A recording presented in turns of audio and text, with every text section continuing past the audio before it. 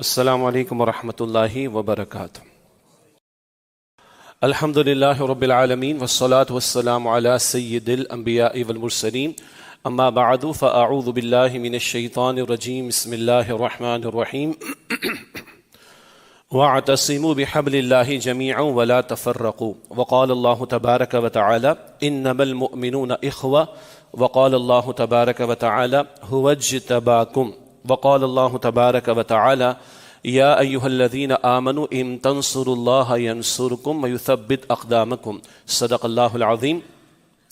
اللہم صلی وسلم علی نبینا محمد، رب اشرح لی صدری ویسر لی امری واحلل عقدۃ من لسانی یفقہوا قولی واجعل لی وزیرا من اہلی، آمین یا رب العالمین۔ آج خطاب جمعہ میں گزشتہ دنوں ایک اجلاس علماء کا کراچی میں ہوا گزشتہ پیر کو اور 22 دسمبر کو، اور ایک اجلاس علماء و دینی جماعتوں کا ہوا لاہور میں منگل کے دن یعنی 23 دسمبر کو۔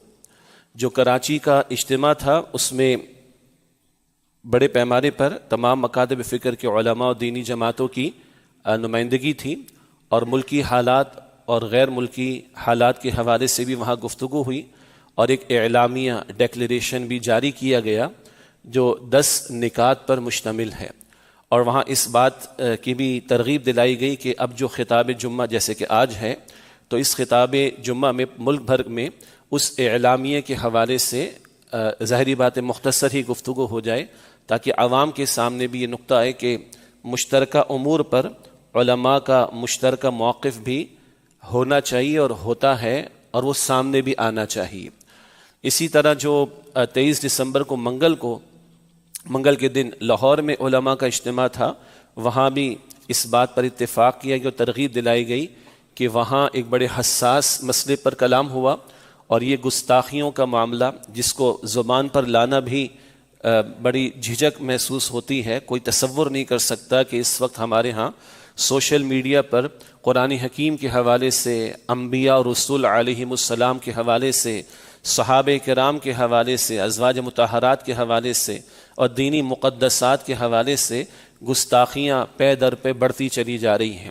اس حساس موضوع پر بھی یعنی منگل کے دن لاہور میں اجتماع ہوا، وہاں بھی معروف تمام مکاتب فکر کے علماء و دینی جماعتوں کی نمائندگی تھی، اور وہاں بھی اس بات پر اتفاق و ترغیب دلائی گئی کہ وہاں اس نقطے پر جو کلام ہوا اس کے حوالے سے خطابات جمعہ میں گفتگو کی جائے۔ دونوں مقامات پر تنظیم اسلامی کی بھی موجودگی رہی، حاضری رہی۔ کراچی میں خود موجود تھا جو علماء کا اجتماع تھا، اور لاہور میں جو اجتماع تھا وہاں ہمارے تنظیمی رفقاء اور ذمہ داران نے شرکت کی تھی۔ تو بہرحال یہ جو بات وہاں پر اتفاق رائے سے سامنے آئی کہ اس کا ذکر خطابات جمعہ میں ہو، تو میں اسی کو موضوع بنا کر آپ کے سامنے ان دونوں اجتماعات میں جو ڈیکلیریشن ہے، اعلامیہ ہے، متفقہ باتیں ہیں، اس کا ذکر آپ کے سامنے رکھنا چاہوں گا۔ اور آخر میں یہ ہے کہ جو کراچی میں اجتماع تھا علماء کا، وہاں بھی مختصر گفتگو کرنے کا مجھے موقع ملا تھا جو سوشل میڈیا پر بھی دستیاب ہے۔ تو اس میں ہم نے کچھ گزارشات رکھی تھیں، وہ گزارشات خواہ وہ لاہور والا اجتماع جو ہے اس مسئلے سے متعلق ہوں یا کراچی والا اجتماع اس مسئلے سے متعلق ہوں، دونوں اعتبارات سے وہ گزارشات جو ہیں وہ ویلڈ ہیں۔ چنانچہ آج کی گفتگو کے آخر میں وہ گزارشات میں یہاں بھی آپ کے سامنے رکھ دوں گا انشاءاللہ تعالی۔ کراچی میں جو پیر کو اجتماع ہوا ہے تمام مکاتب فکر کے علماء اور دینی جماعتوں اور شخصیات کا، جس کا عنوان یا یوں کہیے کہ جو فورم ہے وہ مجلس اتحاد امت پاکستان، اس کا نام ہے مجلس اتحاد امت۔ یہ کوئی سیاسی پلیٹ فارم نہیں ہے اور معروف معنی میں کوئی جماعت نہیں ہے، بلکہ ایک مشترکہ فورم، یہ پلیٹ فارم ہے علماء اور تمام مکاتب فکر کے حضرات اور علماء کا اور دینی جماعتوں کا، اور اس کے تحت یہ کراچی میں اجتماع ہوا۔ اس بات کا بھی اظہار ہوا کہ آئندہ میں اس طرح کا سلسلہ جاری رہنا چاہیے، اور یہ ہمارے دل کی بات ہے۔ یعنی امت اور کتنا ٹوٹے گی اور ہم کتنا اور تفرقے میں مبتلا ہوں گے، فرقہ واریت کا شکار ہوں گے، تو بہرحال یہ جڑنا اور مل بیٹھنا اور مشترکہ امور پر مشترکہ آواز کو بلند کرنا، یہی ہماری ذمہ داری بنتی ہے۔ تنظیم اسلامی کے فورم سے بارہا ہم اس کی توجہ دلاتے رہتے ہیں، اور اس طرح کے جہاں فورمز ہوں گے اور مشترکہ امور پر کلام ہوگا وہاں حاضر بھی ہوتے ہیں الحمدللہ۔ یہ جو مشاورتی، اس کو کہا گیا مشاورتی علمی اجتماع، اور اس کی سرپرستی فرمائی حضرت مفتی تقی عثمانی صاحب نے، اللہ تعالیٰ ان کو صحت عطا فرمائے، اور بڑی عظیم اور شخصیات بھی وہاں پر موجود رہیں، اور سوشل میڈیا پر ان سب کی گفتگو بھی اور یہ اعلامیہ بھی 8 پیجز کا وہ آ چکا ہے۔ بہرحال یہاں 10 امور پر خود مفتی تقی عثمانی صاحب نے اولاً کلام کیا، اور ان کے بعد مفتی مریب الرحمان صاحب کی گفتگو بھی تھی، مولانا فضل الرحمان صاحب کی بھی گفتگو تھی، اور بھی کچھ علمی شخصیات اور دینی شخصیات اور کچھ جماعتوں کے سربراہان، ان کی بھی مختصر گفتگو تھی، اور اس سب کے بعد پھر یہ ڈیکلیریشن، یہ اعلامیہ جسے اردو میں کہتے ہیں، پڑھ کر سنایا گیا، جو 10 نکات پر مشتمل ہے۔ 10 پوائنٹس اس میں موجود ہیں، میں ایک ایک کر کے اس کی مختصر سی وضاحت آپ کے سامنے رکھ دیتا ہوں۔ جو پہلا نقطہ ہے وہ نفاذ شریعت کے حوالے سے۔ ہمارے ملک کا نام ہے اسلامی جمہوریہ پاکستان، اور یہ ملک اسلام کے نام پر قائم کیا گیا۔ کل رات ہمارے سیمینار تھا کراچی میں، تنظیم اسلامی کی زیر اہتمام، وہاں بھی اس موضوع پر ہم نے کلام کیا، اور یہ باتیں وہاں بھی تفصیل سے آئی ہیں۔ خیر، یہ جو علماء کا اجتماع تھا، مشاورتی علمی اجتماع، تو یہاں زور دیا گیا اس بات پر کہ آئین اور دستور کی روح سے مملکت خداداد پاکستان میں شریعت اسلامیہ کے فوری نفاذ کو یقینی بنانا چاہیے۔ اب 78 برس تو ہو گئے پاکستان کے قیام کو، شریعت کے در ہم سب کو پتہ ہے، لیکن اس بات پر زور دیا گیا، ہم نے آئین میں طے کر کے رکھا ہوا ہے، ویسے تو طے شدہ ہے، لیکن مملکت کے آئین میں بھی طے ہے کہ حاکمیت یہاں پر اللہ کے لیے ہے، کتاب و سنت کے خلاف کوئی قانون سازی نہیں ہوگی، تو ملک کے حکمرانوں کا فرض ہے، ذمہ داری ہے کہ اللہ کی شریعت کو اس مملکت خداداد میں نافذ کریں۔ تھوڑی تشریح میں کر رہا ہوں اپنے الفاظ میں۔ ملک ہم نے اسلام کے نام پر بنایا، اسلام ہی ہمیں جوڑ سکتا ہے، ورنہ ہماری زبان، رنگ، نسل، خطے، برادریاں، قبیلے سب الگ ہیں، اسلام ہی ہمیں جوڑ سکتا ہے۔ چنانچہ اس ملک کی سالمیت اور استحکام اگر ہمارے حکمرانوں کو مطلوب ہے تو ان کا ورین فریضہ ہے کہ یہاں پہ شریعت کو نافذ کریں۔ اس حوالے سے یہ بات بھی وہاں پر بیان کی گئی جو ڈیکلیریشن میں ہے کہ ایک ریاستی ادارہ ہے، قانونی ادارہ ہے، آئینی ادارہ ہے، اسلامی نظریاتی کونسل، اسلامک آئیڈیالوجی جو کونسل جو ہے، اس میں بڑا کام ہوا ہے ماضی میں، اور بڑے جید علماء نے بہت عمدہ سفارشات مرتب کر کے حکمرانوں کے سامنے رکھیں کہ یہ قوانین ملک میں خلاف قرآن و سنت ہے، ان کا خاتمہ ہو، اور اس کا یہ وے آؤٹ ہوگا۔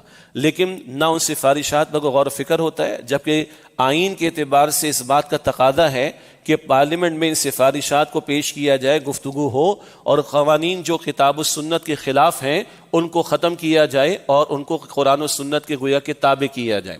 یہ تفصیلات وہاں پر بیان ہوئی۔ یہ پہلا نقطہ تھا، یہ ہم بھی برسوں سے بیان کر رہے ہیں کہ ملک اسلام کے نام پر لیا گیا، حاکمیت اللہ رب العالمین کے لیے ہے، اور جو قانون سازی گزشتہ کئی برسوں سے چلی آ رہی ہے جس میں کتاب و سنت کی واضح مخالفت ہو رہی ہے، اس کا خاتمہ ہو اور شریعت کے نفاذ کا اہتمام ہو۔ یہ پہلا نقطہ تھا۔ دوسری بات اسی تسلسل میں ہے، عدالتی اور پارلیمانی اصلاحات۔ ایک عدالت کی سطح پر کچھ اصلاحات کی ضرورت ہے، ایک پارلیمنٹ کی سطح پر کچھ اصلاحات کی ضرورت ہے۔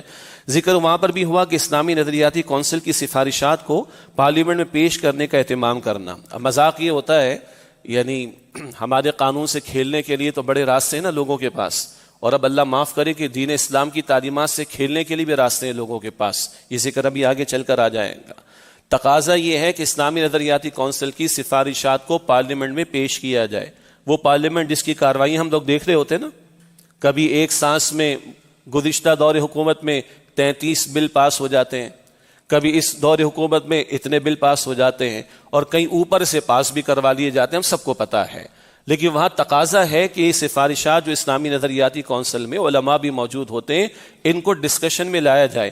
تو بتایا جاتا ہے کہ جیسے یہ میرے سامنے ٹیبل رکھی ہوئی ہے، اتنی ساری کتابیں یا اتنے سارے کمپائلیشنز جو ہیں وہ سفارشات کے رکھ دیے جاتے ہیں، اور اسپیکر صاحب کہہ دیتے ہیں بھائی آگے ہے جی، آگے دیکھ لیا آپ نے؟ ہاں جی دیکھ لیا، رکھا ہوا ہے ہمارے پاس، اور وہ کارروائی کا حصہ بن جاتی ہے۔ یہ کھلواڑ ہے، یہ مذاق ہے جو کیا جا رہا ہے۔ کس سے؟ سفارشات وہ جو اس مملکت کو اسلامی بنانے کے حوالے سے پیش کی جا رہی، اور ایک وہ آئینی ادارے کے تحت ہے، مگر یہ کھلواڑ کا سلسلہ چل رہا ہے۔ تو یہاں دوسرا نقطہ اس اعلامیے میں یہ ہے کہ اسلامی نظریاتی کونسل کی سفارشات کو پارلیمنٹ میں پیش کرنے کا اہتمام کرنا، نیز وفاقی شرعی عدالت اور سپریم کورٹ کے شریعت بینچ میں مستند علماء کرام کا تقرر عمل میں لانا۔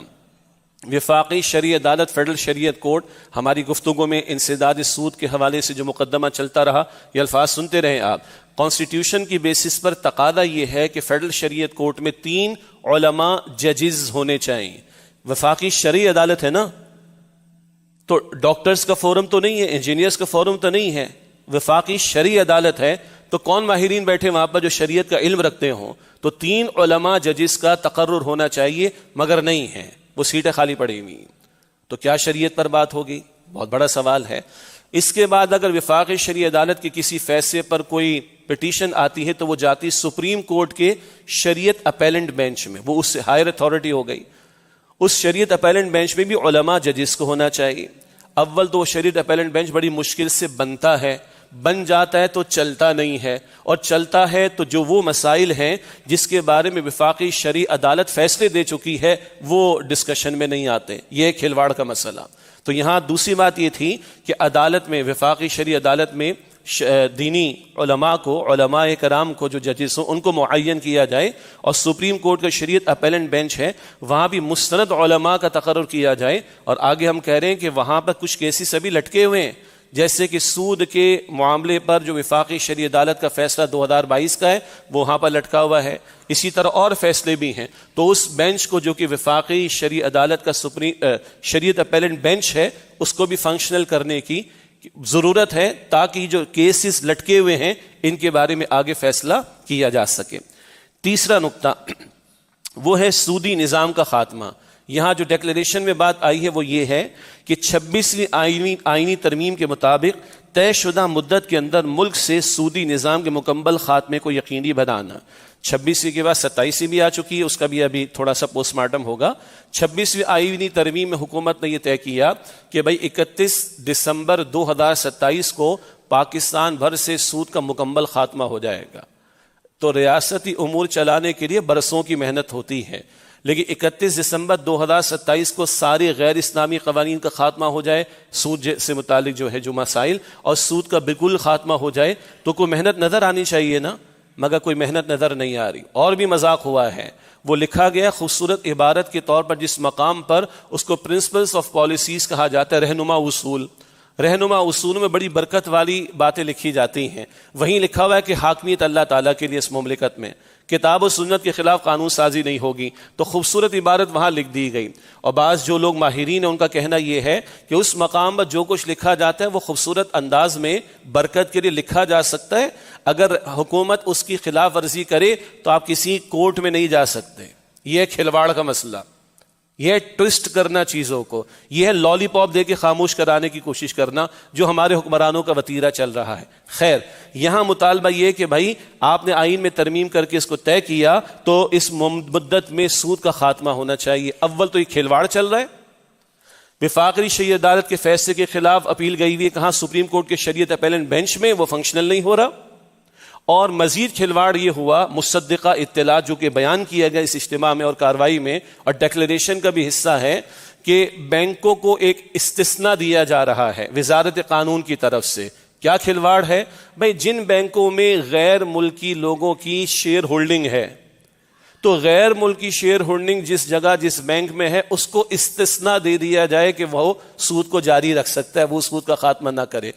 افتؤمنون ببعض، یہ میں تشریح عرض کر رہا ہوں، افتؤمنون ببعض الکتاب وتکفرون ببعض، اللہ کی کتاب کا ایک حصہ مانتے ہو ایک حصہ نہیں مانتے، کچھ کو مانتے ہو کچھ کو نہیں مانتے، باقی عمل کریں گے، ان کے لیے استثناء ہوگا. اللہ کے دین کے ساتھ کھلواڑ کر رہا ہو بھائی. اور طے شدہ قانونی بات ہے کوئی غیر ملکی افراد ہوں یا کمپنیز یا ادارے جب ایک ملک میں وہ کاروبار کریں گے یا کام کاج کریں گے تو اس ملک کے قوانین کو ان کا پابند ہونا پڑے گا. تو آپ باہر والوں کو استثناء دے دو تو سارے بینک والے بڑے ہوشیار ہیں، وہ نہیں بھی ہوگا تو باہر والوں کی ڈلوا کے تھوڑی سی کہیں گے کہ ہمیں استثناء دے دو. اتنی سی سادی سی باتیں تو ایک عام لے مین کو، عام آدمی کو بھی سمجھ میں آ جاتی ہے. مسئلہ کیا ہے؟ نیت میں فطور ہے. یہ تشریح میں کر رہا ہوں. یہی ڈی ایچ اے کے علاقہ کراچی ڈاکٹر جسٹس تنزیل الرحمان صاحب ہوتے تھے، اللہ ان کی مغفرت فرمائے. انہوں نے پہلی مرتبہ فرسٹ ٹائم انہوں نے فیصلہ دیا تھا فیڈرل شریعت کورٹ میں 1991 میں، یہ سود یعنی جو ہمارا بینکس کا نظام ہے، یہ بینکنگ انٹرسٹ، یہ ربا ہے جو کہ حرام ہے. تو جسٹس تنزیل الرحمان صاحب مرحوم سے پوچھا گیا کہ ڈاکٹر صاحب یہ بتائیے کہ یہ ختم ہو سکتا ہے کہ نہیں، یعنی سود کا دھندا ختم ہو سکتا ہے کہ نہیں؟ صاحب ایمان آدمی تھے، یہ بھی یقیناً کہا ہوگا جب اللہ نے منع کر دیا تو ختم ہوگا رہے گا. اللہ کو نہیں پتا کہ کیا رہ سکتا ہے کیا ختم نہیں ہو سکتا. ایک بات. دوسری بات انہوں نے یہ بات کہی تھی، اصل یہ بات تھی اگر ہمارے حکمرانوں کی نیت ٹھیک ہو تو سب ہو سکتا ہے، مگر تیرا جینا چاہے تو باتیں ہزار ہیں، پھر دلی تیار نہیں، نیت ہی نہیں تو فطور ہی فطور ہے. یہ ہے کھلواڑ کا معاملہ جو چل رہا ہے. تو 26ویں آئینی ترمیم میں جو طے شدہ بات تھی اس کے تحت اس اعلامیے میں تقاضا اور اس مجلس میں تقاضا کیا گیا کہ حکومت واقعتاً سود کے خاتمے کا اہتمام کرے. چوتھی بات، استثناء کا خاتمہ. یہ باتیں ہم نے بھی خطابات جمعہ میں کی ہیں، وہ وہاں پر بھی آئی ہیں. لکھا ہے کہ 27ویں آئینی ترمیم کے تحت دیے گئے تاحیات استثناء امیونٹی کو ختم کرنا. یہ بات ہم نے بھی کی ہے کہ اس کا کوئی تصور ہمارے دین میں نہیں ہے. رسول اکرم علیہ السلام نے اپنی حیات طیبہ کے آخری ایام میں اپنے آپ کو پیش کیا، اگر میں نے کسی کے ساتھ کوئی زیادتی کی ہو تو مجھ سے بدلہ لے لیں. اور اس ڈیکلیریشن کے دوران اور مجلس کے دوران کچھ اور باتیں بھی سامنے کی. اس کے علاوہ اور بھی واقعات حضور کے صلی اللہ علیہ وسلم. سیدنا عمر سے کھڑے ہو کر کوئی سوال کرے کہ یہ لباس آپ کے پاس کہاں سے آیا، مشہور واقعہ ہے. اور سیدنا علی قاضی شرح کی عدالت میں کھڑے ہو جاتے ہیں اور بیٹے اور غلام کی گواہی قبول نہیں ہوتی تو اس پر وہ کوئی آؤٹ آف دا وے جا کے جبر نہیں کرتے. یہ اللہ کے رسول علیہ السلام کے واقعات ہیں، خلفائے راشدین کے واقعات ہیں. باقی کسی کی کیا حیثیت ہے بھائی؟ خواہ وہ صدر مملکت ہو، وہ فیلڈ مارشل ہو، کوئی اور عہدیدار ہو، کسے معاشرت کوئی بھی ہو، کسی کی کیا حیثیت اور اوقات ہے کہ اس کو استثناء دیا جائے؟ اس پر بھی وہاں پر رد عمل دیا گیا اور کہا گیا کہ اس استثناء کو واپس لیا جائے. یہ استثناء دینا یہ قرآن و سنت کی تعلیم کے بالکل خلاف ہے. پانچویں بات، قانون ازدواج یعنی شادی بیاہ کے معاملے کے حوالے سے قانون. 18 سال سے لکھا ہے 18 سال سے کم عمر کی شادی کے خلاف بنائے گئے خلاف شریعت قانون کا خاتمہ. اسلام آباد میں بن چکا ہے، سندھ حکومت بھی کر چکی، دیگر صوبے بھی کر رہے ہیں، ایک دو اور بھی کر چکے ہیں کہ 18 سال سے کم عمر اگر کوئی شادی ہوگی تو وہ قانوناً ناجائز ہوگی. انا للہ و انا الیہ راجعون. اس پر تفصیلی کلام ہوا اور وضاحت کے ساتھ بات ہوئی کہ یہ عمر کی قید لگانا شرعاً بالکل جائز نہیں ہے. ہاں کم عمر کی شادی میں مسائل ہو سکتے ہیں، وہ ایک الگ بات ہے، ہم سب جانتے ہیں اس چیز کو، لیکن یہ پابندی لگا دینا کہ اس سے کم کوئی شادی ہوگی تو وہ ناجائز ہوگی، یہ کہنا حرام ہے، یہ کہنا شریعت کے خلاف ہے. اور عجیب بے وقوفی کی بات ہے کہ اگر اس کے نتیجے میں کوئی بچہ پیدا ہو جائے گا تو یہ مرد جس کی شادی ہوئی وہ ساری کفالت کرے گا. کیا پاگل پنا ہے، دماغ خراب ہو گیا ہے. کون سی گھاس کھا رہے ہیں، کون سی دالیں کھا رہے ہیں، کیا کھا رہے ہیں آخر؟ یہ معاف کیجئے کہ میرے الفاظ کی سختی کو، کہ ایک طرف کہہ رہے ہو کہ نکاح جائز نہیں ہے اور اگر اس کے نتیجے میں بچہ پیدا ہو جائے تو کفالت کی ذمہ داری کس پر ہوگی؟ مرد پر ہوگی. نان نفقے کی ذمہ داری کس پر ہوگی؟ مرد پر ہوگی. کیا ہو گیا آخر؟ وہی بات ہے، کتاب کا ایک حصہ مانتے دوسرا حصہ نہیں مانتے. تو اس پر بھی وہاں پر بات کی گئی کہ یہ خلاف شریعت قانون، اس قانون کو واپس لیا جانا چاہیے.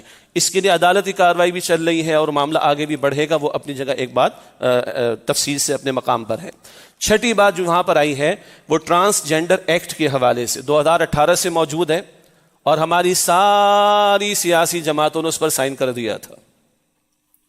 بعد میں احساس ہوا کہ تو کیا بلنڈر ہو گیا ہے. اور اگر کسی کی تخلیقی معاملات کے اعتبار سے کوئی مشتبہ معاملہ ہو، معلوم نہیں کہ یہ مرد والی صفات اس میں زیادہ ہیں یا عورت والی صفات زیادہ ہیں، اس کو شرعی اصطلاح میں خنثیٰ کہا جاتا ہے. خنثیٰ جس میں جو صفات مردانہ اور زنانہ ہیں اس کے بارے میں شبہ ہو رہا ہے، تو اس کے حوالے سے شریعت کے احکام موجود ہیں، جنازے تک کے احکام موجود ہیں. وہ احکام اپنے مقام پر ہیں اور ایسے افراد بائی نیچر یہ فطری طور پر جن کا اس طرح کا معاملہ ہو وہ بھی انسان ہیں، ان کو جینے کا حق ہے، ان کا اکرام ہونا چاہیے، ان کے حقوق کی بات ہونی چاہیے، اس میں کوئی مسئلہ نہیں ہے. مگر یہ قانون تو مغرب سے درآمد شدہ امپورٹڈ ہے اور وہاں یہ کہا جا رہا ہے کہ مرد کوئی جب محسوس کرے کہ مجھے فیل ہو رہا ہے کہ میں عورت ہوں تو اس کو عورت قرار دے دیا جائے گا اس کی مرضی پر. اور اگر وہ شوہر ہے تو وہ اب کیا ہو جائے گا؟ انا للہ و انا الیہ راجعون، قانون وہ عورت ہو جائے گا. اس کے نتائج کیا کیا نکلیں گے آگے؟ ایک عورت محسوس کری مجھے میں فیل کر رہی ہوں کہ میں مرد محسوس کر رہی ہوں اپنے آپ کو، تو اس کو کہا جا رہا ہے کہ مرد قرار دے دیا جائے گا. اور اگر وہ شادی شدہ ہے تو اس کی حیثیت پھر کیا ہوگی؟ یہ ساری خباثت اس کے ساتھ جڑی ہوئی ہیں اور بنیادی طور پر اس سے ہم جنس پرستی کا راستہ کھلتا ہے. جو لوط علیہ السلام کی قوم کا جرم تھا، جس قوم پر کئی طرح کے عذاب اللہ سبحانہ و تعالیٰ نے مسلط کیے. یہ بات مستقل آئی ہے اور اس مجلس میں بھی اس پر کلام ہوا اور حکمرانوں سے مطالبہ کیا گیا کہ اس ایکٹ کا یعنی اس کو ختم کیا جائے اور جو خلاف شریعت قانون بنایا گیا ہے اس کا خاتمہ کیا جائے. نمبر 7، مسلح جد و جہد کی ممانعت. یہ بات بھی وہاں پر آئی ہے اور لکھا ہے کہ ریاست کے اندر کسی بھی قسم کی نجی مسلح جد و جہد کی غیر مشروعیت کا اعادہ، یعنی یہ شرعاً درست نہیں ہے کہ کچھ افراد ہتھیار اٹھا لیں اور ریاست کے اندر جو ہے وہ فساد مچانے کی کوشش کریں. شرعاً یہ درست نہیں ہے. اور اس میں یہ نقطہ بھی آیا کہ اپنے معاشرے کی اصلاح کے لیے یا حکومت سے کوئی مطالبہ منوانے کے لیے کوئی ہتھیار اگر اٹھا لے تو شرعاً یہ درست نہیں ہے. یہ بات وہاں پر بیان ہوئی. اس کے ذیل میں نے ایک نقطہ عرض کیا تو وہ میں آخر میں عرض کروں گا، باقی اصولاً بات ٹھیک ہے. پھر تفصیل ہے، وہ خروج کا مسئلہ اور دیگر امور وہ اس وقت کا موضوع نہیں ہے، وہ کسی اور موقع پر آئندہ بھی آ جائے گا، پہلے بھی آتا رہا ہے. لیکن یہاں 7ویں بات کیا تھی کہ ریاست کے اندر کسی بھی قسم کی نجی مسلح جد و جہد کی غیر مشروعیت کا اعادہ، کوئی ہتھیار اگر اٹھائے اب معاشرے کی اصلاح کے لیے کہ بھئی فلاں منکر خاتمہ کرنا ہے اس کا تو چلو اسلحہ اٹھا لو، یہ مطالبہ منوانا ہے تو چلو اسلحہ اٹھا لو، یہ شرعاً درست نہیں ہے. اس کا وہاں پر ذکر ہوا. 8ویں بات جو اس مشاورت علمی اجتماع میں آئی اور ڈیکلیریشن کا اعلامیے کا حصہ ہے وہ ہے پاک افغان تعلقات. یہاں لکھا ہے کہ پاکستان اور افغانستان کے درمیان کشیدگی اور جنگ کے خطرات کو مذاکرات اور باہمی بات چیت کے ذریعے حل کرنا چاہیے. انتہائی کشیدہ حالات ہیں، ہم سب جانتے ہیں، ہماری بھی غلطیاں ہیں اور اب کچھ لگ رہا ہے وہاں سے بھی کچھ غلطیوں کا معاملہ ہے. بہرحال یہاں لکھا ہے ڈیکلیریشن کے اندر کہ ماضی کی تلخ اور سخت باتوں کو نظر انداز کیا جائے اور افہام اور تفہیم سے مذاکرات کے ذریعے مسائل کو حل کیا جائے.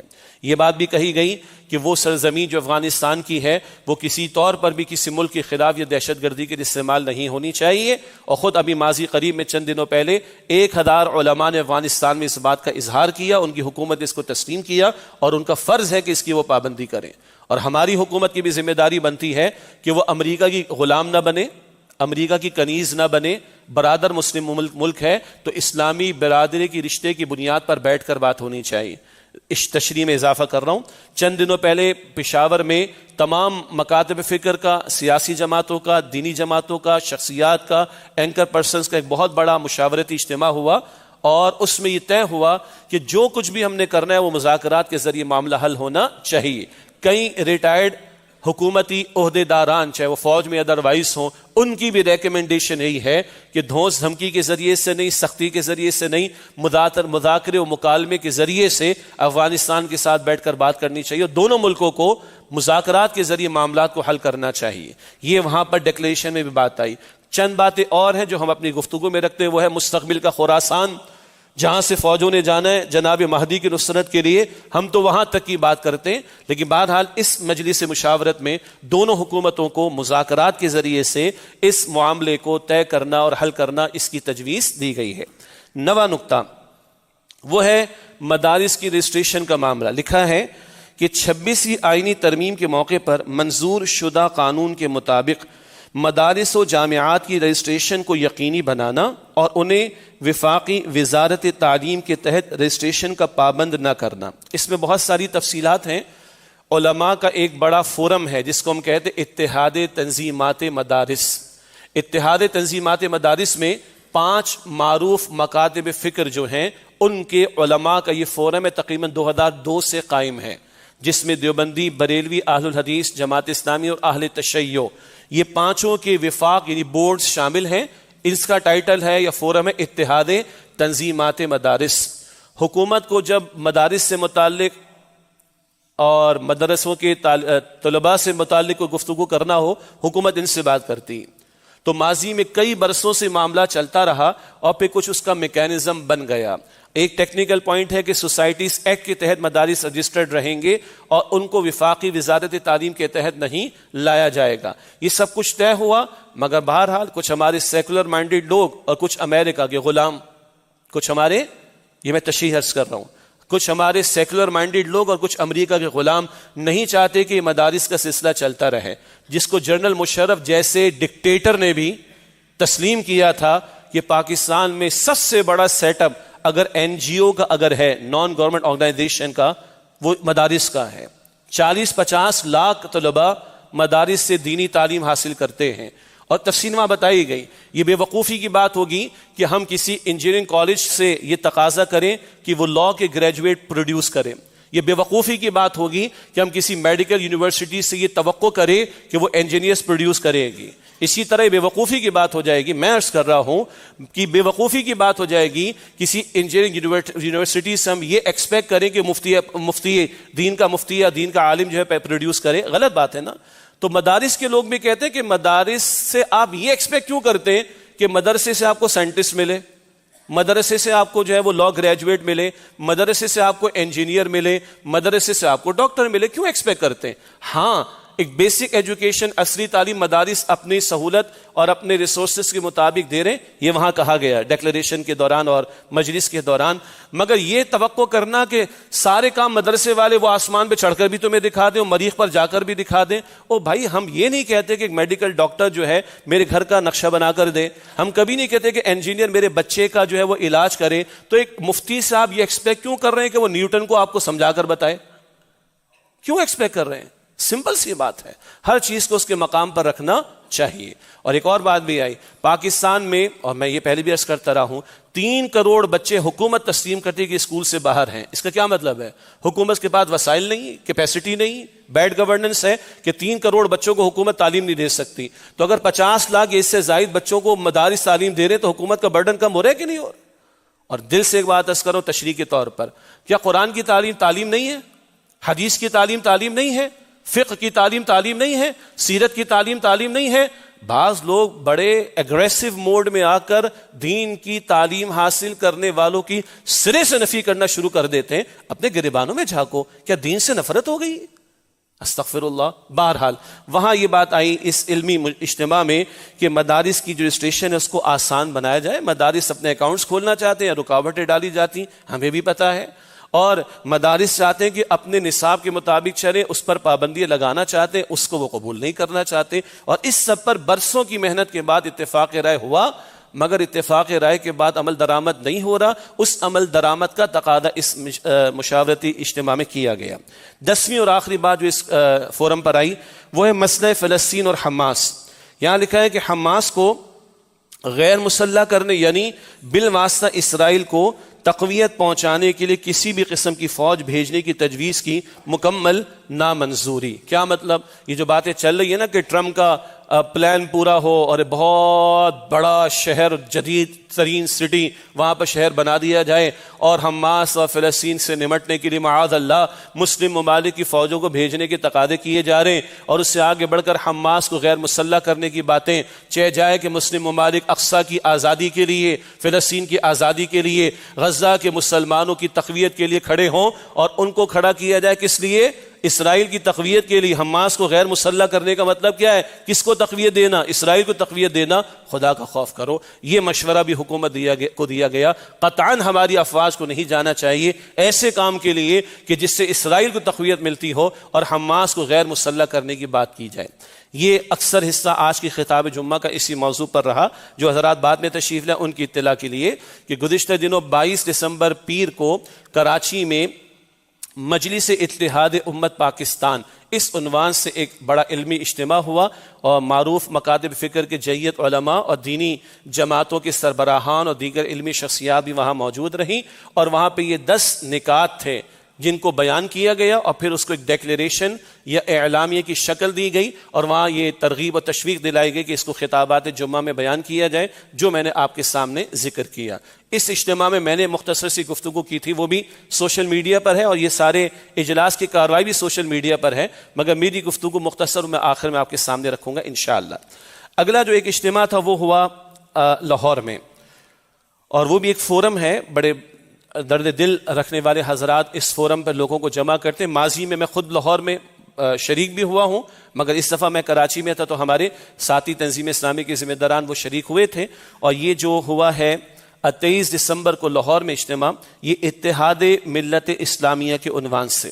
اتحاد ملت اسلامیہ کے عنوان سے اس میں بھی تمام معروف مکاتب فکر کے علماء اور دینی جماعتوں کے ذمہ داران یہ حضرات وہ شریک ہوئے ہیں، اور یہاں ایک نقطے پر بنیادی طور پر بات ہوئی تھی، اب وہ نقطہ وہ ہے کہ جیسے میں نے شروع میں عرض کیا تھا کہ جھجک آتی ہے بیان کرتے ہوئے، مگر اس وقت بے حیائی، فحاشی اور یعنی کا جو ایڈکشن ہے جس نے ہماری روح کو برباد کر دیا، ایمان کو برباد کر دیا، یہ چیزیں کہاں تک جاری ہیں کہ گناہ گناہ نہیں لگتا، برائی برائی نہیں لگتی، بدی بدی نہیں لگتی، اور انتہا یہ ہے کہ اس وقت سوشل میڈیا پر، اور یہ پرانی باتیں ہو گئی ہیں، اور اس وقت سوشل میڈیا پر گستاخیاں عروج پر، یہ ہلکا لفظ ہے، قرآن کریم کے ساتھ میں بیان نہیں کر سکتا، کچھ لوگوں نے کر بھی دیا، جھجک آتی ہے، میرے الفاظ سے آپ سمجھ لیں کہ قرآن کریم کے اوراق کے ساتھ جو ہے وہ کیا کچھ کیا گیا ہوگا، اس سے آگے میں بول نہیں سکتا آپ کے سامنے۔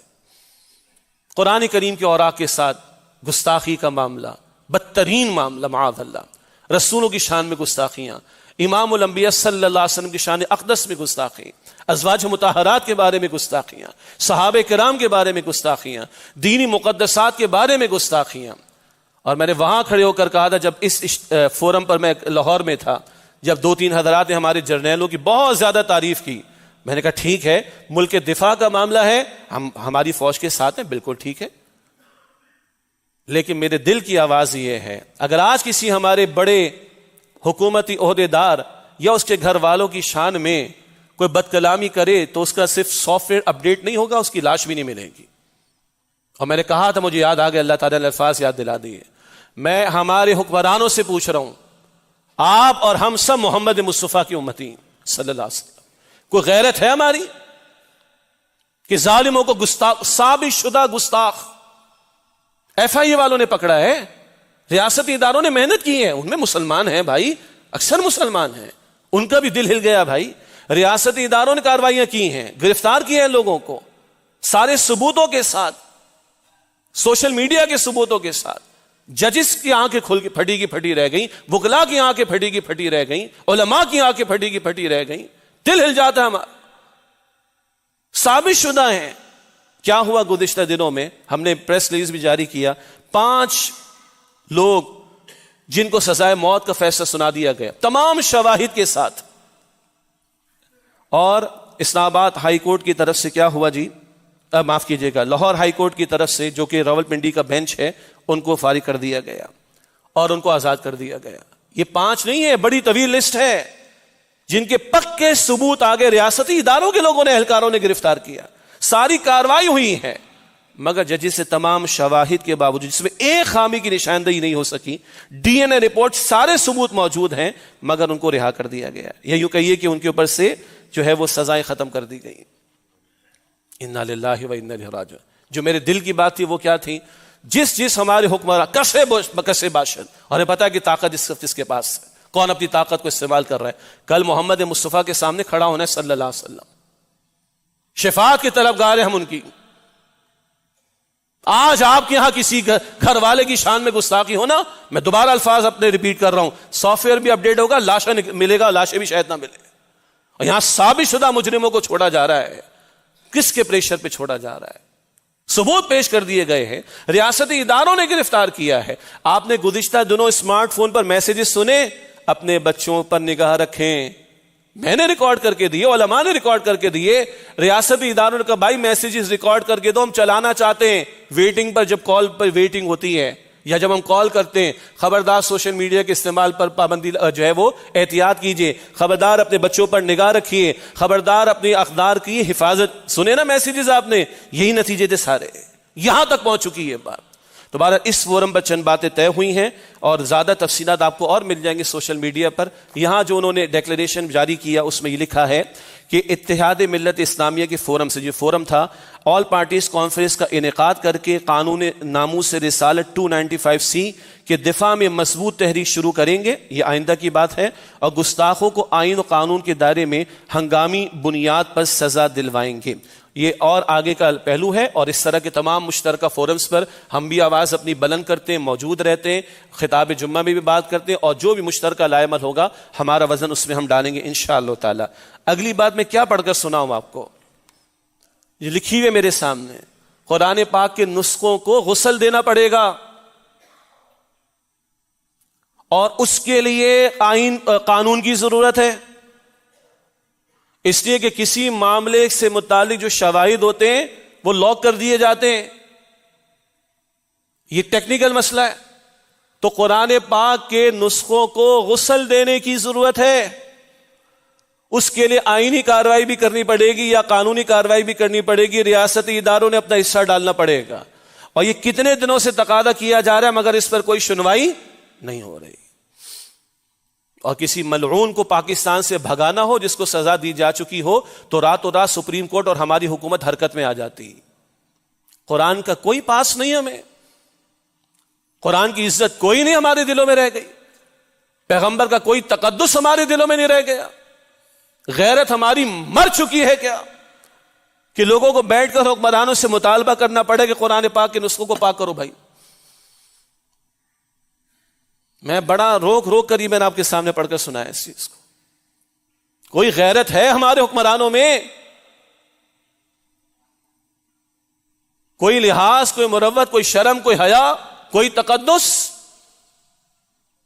نیند کیسے آ جاتی ان لوگوں کو؟ اور یہ کر سکتے ہیں سارے کام، اس لیے کہہ رہا ہوں نیند کیسے آ جاتی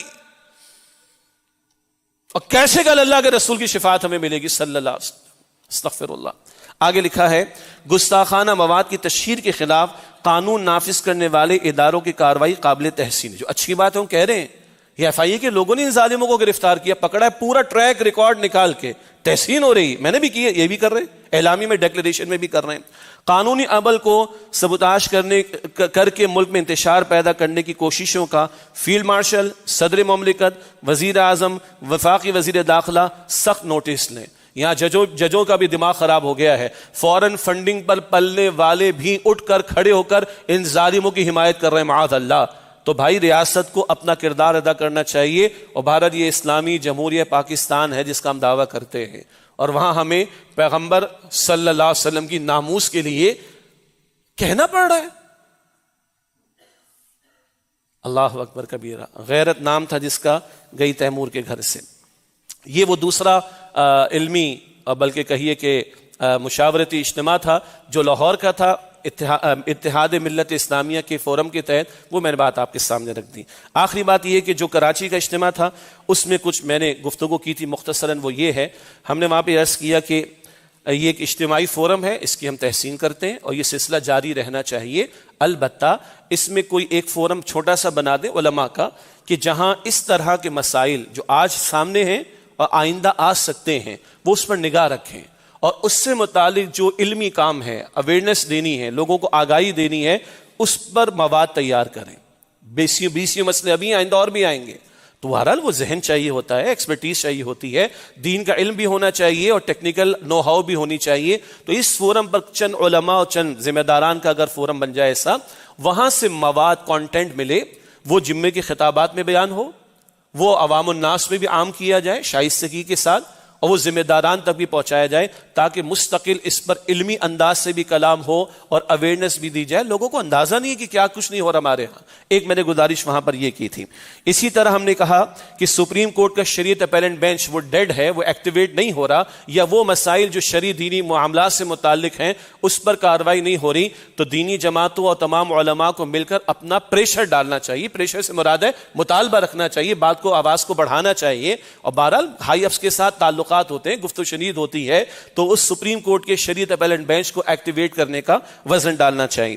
اسی طرح وفاقی شرعی عدالت میں اگر ججز کا تعین نہیں ہے جو دینی علم رکھتے ہو علماء ججز، تو اس تعین کرانے کا مطالبہ رکھنا چاہیے تاکہ قانونی سطح پر یہ سلسلہ آگے بڑھ سکے. اگلی بات میں نے خطابات جمعہ میں بھی کہا اور وہاں بھی کہا، الحمدللہ ہم نے یہ کہا کہ بھائی مسلح کاروائیاں حرام ہیں، اسلامی حکومت میں جتھے بنانا، ہتھیار اٹھانا حرام ہے. مزید تفصیلیں جو اس اجتماع میں نہیں آئی مگر آتی ہے، اور ہمارے استاد ڈاکٹر اسرار صاحب بھی رحمۃ اللہ علیہ منہج انقلاب نبوی کے عنوان سے برسوں بیان کرتے رہے. یہ ہے خروج کا مسئلہ. کیا مسلمان حکمرانوں کے خلاف ہتھیار اٹھائے جا سکتے ہیں؟ اس کو مسئلہ خروج کہتے ہیں. اس میں تفصیلات ہیں، شرائط کڑی ہیں، تو فی زمانہ مشکل ہے یہ بات. تو بالکل صحیح ہے، میں نے ہر جگہ کہا، آج بھی کہہ رہا ہوں اور اس فورم پر بھی کہا، بالکل صحیح کہ جتھا بنانا، گروپس بنانا اور مسلح کارروائیاں کرنا حرام ہے، دلائل کے ساتھ بات آ گئی۔ میری گزارش میں نے وہاں بھی کی، یہاں بھی عرض کرو، دہراؤں یا تو بارہا میں نے کہا، یہ بھی تو بتائیں کہ اسلامی حکومت ہوتی کیسی ہے۔ میں نے تو یہاں بیٹھ کے مسلمان حکمرانوں کے اوصاف بھی گزشتہ دنوں بیان کر دیے تھے مختصراً۔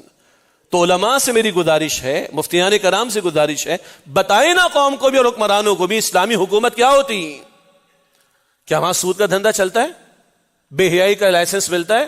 شراب کے لائسنس ملتے ہیں؟ وہاں شریعت کے خلاف قانون سازی ہوتی؟ معادل کے تقاضوں کو پامال کیا جاتا ہے؟ وہاں مسلمانوں کو چھوڑ کر غیر مسلموں کو زیادہ حقوق دیے جاتے ہیں؟ چیک تو کر لیں، پھر بتا دیں کہ اسلامی حکومت کیسی ہوتی ہے، تو پھر پتا چلے گا کہ ہم کہاں کھڑے ہیں۔ تو پھر ہمارا فرض کیا ہے؟ اسلامی حکومت کا قیام اور نفاذ۔ اور پھر میں نے وہاں بھی کہا، جو ہر فورم پہ میں کہتا ہوں، ہمارے استاد ڈاکٹر اسرار صاحب رحمۃ اللہ علیہ ارلی 80 سے کہتے کہتے دنیا سے چلے گئے، پرامن منظم غیر مسلح تحریک چلنی چاہیے شریعت کے نفاذ کے لیے۔ اور الحمدللہ جو کراچی کا اجتماع تھا وہاں کم سے کم 3-4 علماء نے یہ الفاظ استعمال کیے الحمدللہ۔ اور یہی جب ڈاکٹر اسرار احمد صاحب رحمۃ اللہ علیہ کا انتقال ہوا 14 اپریل 2010 کو، وہیں مکتبہ دیوبند کی علماء کا ایک اجلاس مکمل ہوا جامعہ اشرفیہ لاہور میں، اور اس وقت 250 علماء تھے مکتبہ دیوبند کے۔ انہوں نے طے کیا کہ پاکستان میں دہشت گردی بڑے مسائل ہیں، اصل مسئلہ ہے کہ ہم نے شریعت نافذ نہیں کی، اس شریعت کے نفاذ کا مطالبہ ہونا چاہیے۔ وہاں بھی الفاظ یہی تھے۔ 2010 ڈاکٹر اسرار صاحب کا انتقال ہو رہا ہے، اس وقت یہ بات طے ہو رہی، اندازہ کریں آپ۔ اور ہم تو دل کی بات کہتے کہ یہ تو قبولیت تھی اللہ کی طرف سے، بھئی غیر مسلح تحریک ہونی چاہیے، منظم تحریک ہونی چاہیے، پرامن تحریک ہونی چاہیے، شریعت کے نفاذ کے لیے ہونی چاہیے۔ یہی ڈاکٹر اسرار صاحب ارلی 80 سے کہتے ہوئے گئے، یہی تنظیم اسلامی منہج انقلاب نبوی یا رسول انقلاب کا طریقہ انقلاب اس عنوان سے بیان کرتی ہے۔ اور اس اجتماع کے آخر میں بھی میں نے یہ بات کہی اور یہ حوالہ بھی دیا۔ میں نے مفتی تقی عثمانی صاحب کا حوالہ وہاں پر دیا، اللہ ان کو صحت عطا کرے، 80 برس کا مویش ان کی عمر ہے اور ماشاءاللہ محنت کر رہے ہیں، اللہ ان کو جزائے خیر دے۔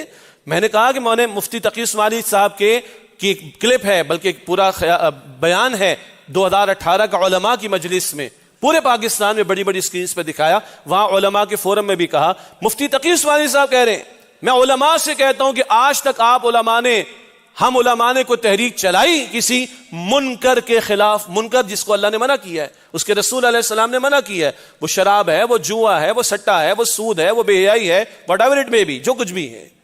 میں نے کہا ہم تو اللہ کا شکر ادا کرتے ہیں کہ علماء بھی وہی بات کہہ رہے ہیں جو ڈاکٹر اسرار صاحب کہتے کہتے چلے گئے، جو تنظیم اسلامی مستقل بیان کر رہی ہے، اور جو اس فورم میں بھی لوگوں نے کہا کہ بس گفتگو ہو جائے، بات ہو جائے، ڈکلیریشن آ جائے، بھائی اس سے نہیں ہوگا، میدان میں آنا پڑے گا۔ ہم بھی یہ کہہ رہے ہیں، لیکن پرامن منظم غیر مسلح تحریک اس لیے شریعت کے نفاذ کے لیے۔ الحمدللہ یہ باتیں میں نے وہاں پر رکھی اللہ تعالیٰ کی توفیق سے۔ اور آخری بات، کبھی تحریک 1974 میں چلی تھی، میں نے اس کا بھی حوالہ دیا تھا، عقیدے کا تحفظ سنا، تحریک چلی، علماء بھی پیش پر تھے، متفقہ مسئلہ تھا، عوام نے بھی جانے دیں اور اللہ کی مدد شامل حال ہوئی، قادیانیوں کو کافر قرار دیا گیا۔ عقیدے کے تحفظ کے لیے تحریک چلی، اب شریعت کے لیے بھی تو چلنی چاہیے نا، اللہ اس کے رسول سے جنگ ہو رہی ہے، اس کے خاتمے کے لیے تحریک چلنی چاہیے۔ یہ میں نے وہاں بھی گزارش رکھی، یہ ابھی آپ کے سامنے رکھی۔ کل 25 دسمبر کو کراچی میں ہمارا ایک سیمینار تھا فیڈرل ایریا کے آس پاس اس علاقے میں، وہاں بھی یہ بات رکھی۔ یہ ہماری مستقل دعوت ہے اور ہم اللہ کا شکر ادا کرتے ہیں کہ اتنی ساری مشاورت کے بعد یہیں پہ بات آ کے رک رہی ہے کہ تحریک کا راستہ ہی فیزیبل ہے، نہ بلٹ کا راستہ کہ ہتھیار اٹھائیں، نہ بیلٹ کا راستہ انتخابات، وہ تو یہاں پہ مرحوم ہو چکے، انتخابات کا سسٹم مرحوم ہو چکا ہے۔ واحد راستہ تحریک کا، مگر منظم پرامن غیر مسلح تحریک کا راستہ۔ اللہ ہمارے دلوں کو اس طرف مائل کرے اور علماء کو مشترکہ طور پر شریعت کے نفاذ کی تحریک چلانے کی توفیق عطا فرمائے۔ وآخر دعوانا ان الحمد للہ رب العالمین۔